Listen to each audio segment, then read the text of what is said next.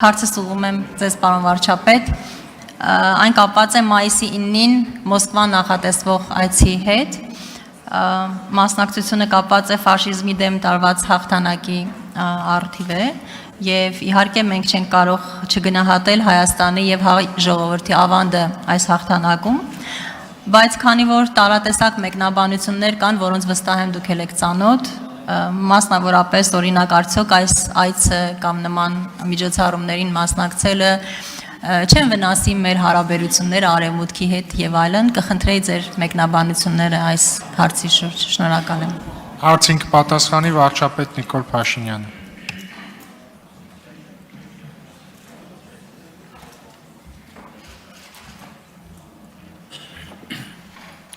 Շնորհակալ եմ Տիկին Բաթոյան հարցի համար։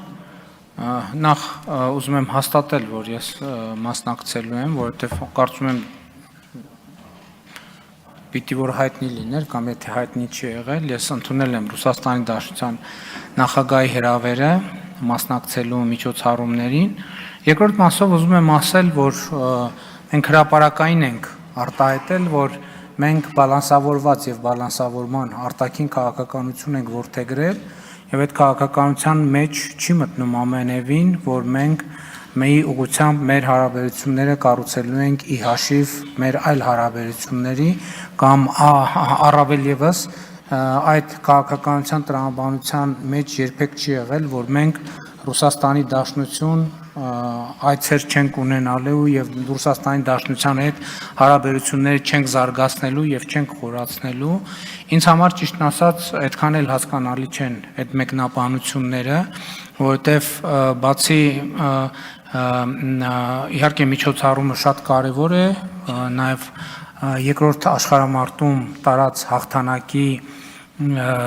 համատեքստում, բայց նաեւ այդ հանդիպումներում քննարկվում են հարցեր, այդ թվում երկկողմ օրակարգի հարցեր, տարբեր հարցեր եւ նման առիթները բաց թողելը այնքան էլ ճիշտ չի լինի եւ առավել եւս ես չեմ կարծում, թե այդ քննադատությունները տեղին են կամ եթե քննադատություններ թե դիտարկումներ։ Արձագանք։ Պարոն վարչապետ, արդյոք կան արդեն պլանավորված երկկողմ կամ այլ հանդիպումներ